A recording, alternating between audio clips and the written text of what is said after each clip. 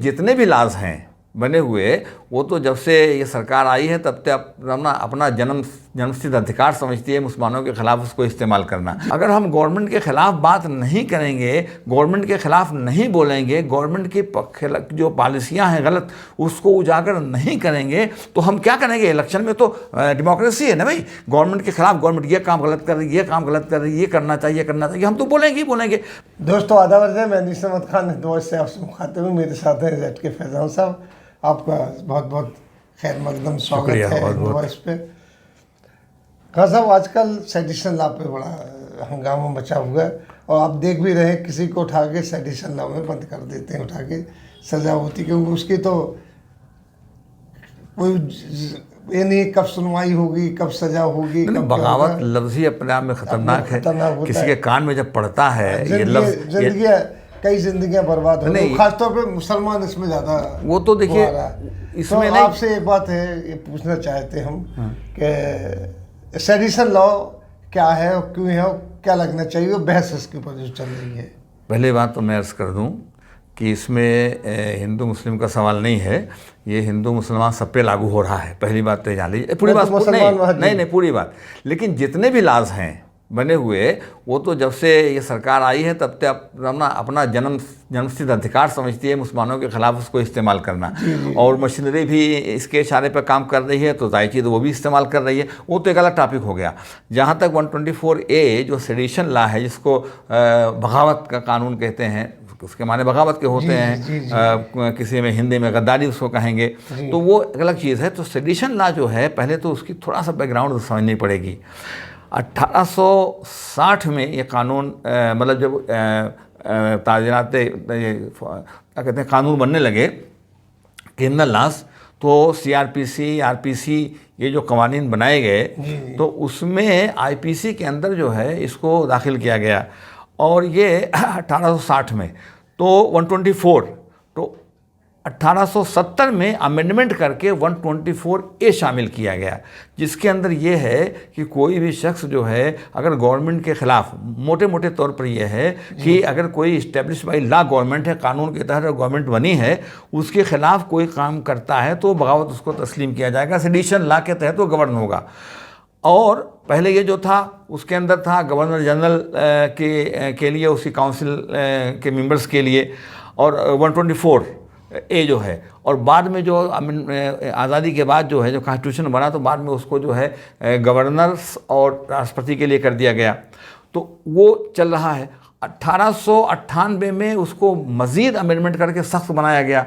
उस वक्त की जो ब्रिटिश गवर्नमेंट थी उसने इसको बनाया था। जाहिर चीज़ है, सरकार के खिलाफ कोई बोलता था तो उसको इस लॉ के तहत वो करते थे। ये ड्रैकोनियन लॉ है, आज ब्रिटिश का लॉ है, इतना इम्प्लीमेंट किया नहीं, मैं वही अर्ज़ कर रहा हूँ। तो उस ज़माने में गवर्नमेंट के खिलाफ कोई आवाज़ उठाए, इसको दबाने के लिए, कुचलने के लिए, सप्रेस करने के लिए लॉ बना था।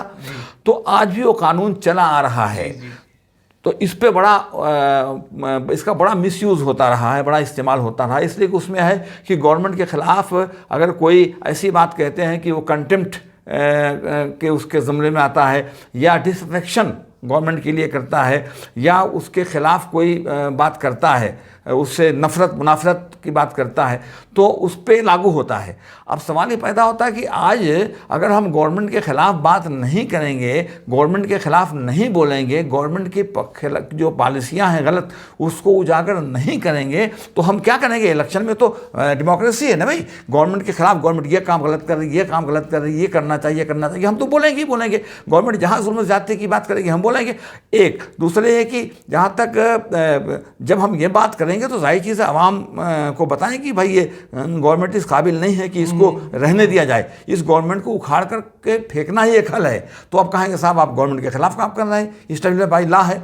तो इसका बड़ा मिसयूज़ होता रहा। नतीजा हुआ कि कोर्ट में ये 1962 में एक फ़ैसला आया था, Kedarnath Singh versus state of Bihar. उसमें ये जब बहुत ज़्यादती होने लगी और बहुत इसका मिसयूज़ होने लगा, तो वो मैटर सुप्रीम कोर्ट में आया। उस केस में Kedarnath versus state of Bihar में तय हुआ, उन्होंने कहा कि नहीं, ला तो अपनी जगह पर ठीक है, लेकिन इसका मिस यूज़ हो रहा है, लिहाजा उन्होंने बहुत सारे रिस्ट्रिक्शन लगाए कि ऐसे नहीं, ऐसे नहीं, ऐसे काम होना चाहिए।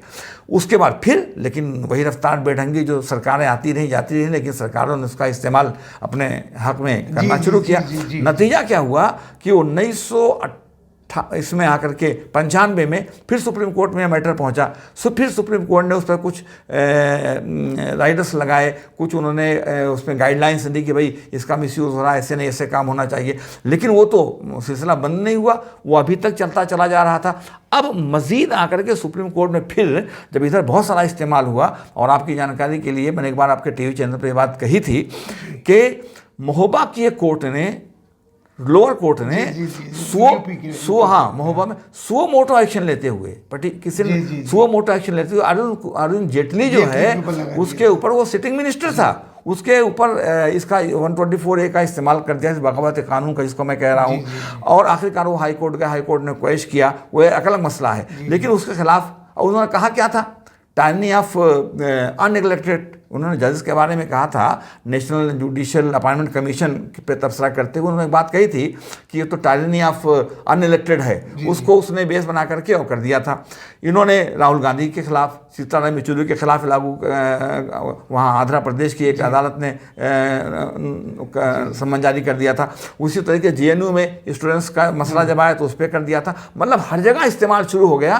तो फिर कुछ लोग वो वहाँ पहुँचे, जिसमें ये आपके एडिटर्स गिल्ड ना, आपके परेशानों की, तो वो लोग पहुँचे, अरुण शौरी पहुँचे, एक आध और लोग पहुँचे, एक वहाँ का MP है तृणमूल कांग्रेस का बंगाल का, ये सब लोगों ने जाके वहाँ पटिशन डाला। वो पटिशन चल रहा था, अभी पेंडिंग था। तो अभी कोर्ट में मौजूदा जो सरकार है वो बार बार ये कह रही थी कि नहीं साहब, ये ला बिल्कुल सही अपनी जगह पर है और इसको जो है रहना चाहिए, और ये बिल्कुल सही अपनी जगह पर है।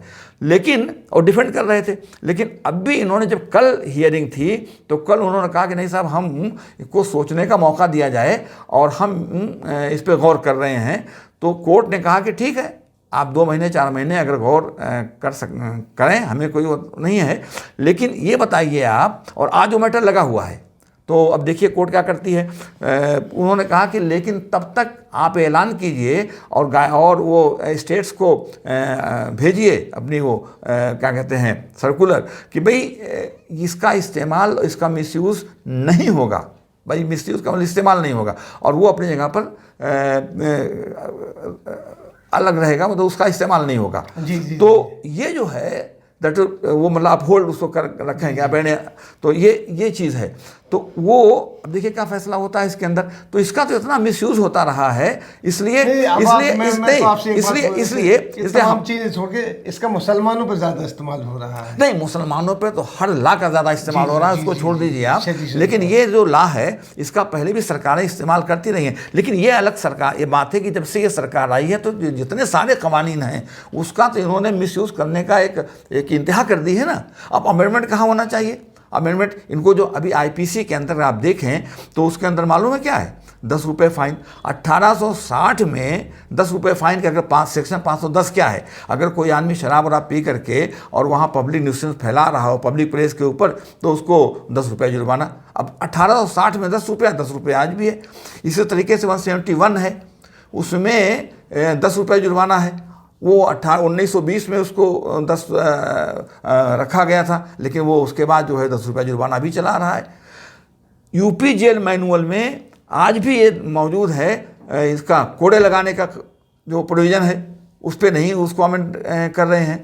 तो जहाँ जो चीज़ें होनी चाहिए उसको अमेंड करना चाहिए, मगर ये कि ये जो है यहाँ अमेंडमेंट नहीं, बल्कि इसको तो ख़त्म हो जाना चाहिए एकदम। इसलिए कि कानून बने हुए हैं, UAPA बना हुआ है, दूसरे कवानीन बने हुए हैं। मैं नहीं समझता कि कोई ज़रूरत है सरकार को। इसलिए मैं कह रहा था कि इसको तो ख़त्म हो जाना चाहिए, ये है।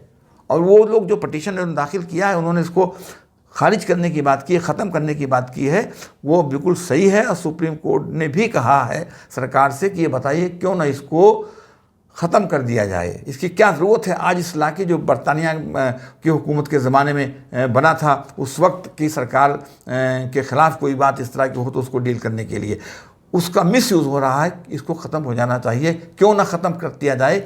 ये सवाल खुद सुप्रीम कोर्ट ने किया है उस पटिशन की उसनी में। सरकार उसका जवाब दे रही थी आज तक ये कि नहीं ये बहुत ज़रूरी है, मगर कल उन्होंने न्यूट्रल लिया है कि हमें कुछ सोचने का मौका दिया जाए।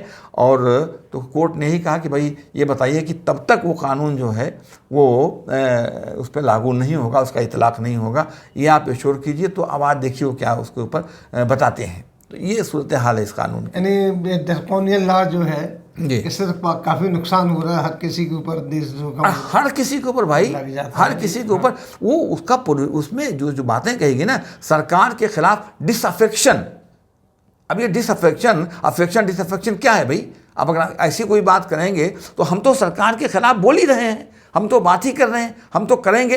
सरकार जो तमाशे कर रही है, सरकार जो हर जगह मिसयूज़ कर रही है दीगर कवानीन का, और सरकार जो तमाम काम कर रही है, जो महंगाई, बेरोजगारी, तमाम चीज़ों को लेकर जो गलत पॉलिसी, सरकार पूरे मुल्क में मुनाफरत फैला रही है, हम नहीं बोलेंगे। हम लोग देखेंगे कि इसके ऊपर क्या फैसला आता देखिए, है। हाँ। उसके बाद फिर एक बार ZK फैज़ान साहब से इसके बारे में विचार लिए जाएंगे इनके। तब तक के लिए दीजिए हमें इजाज़त।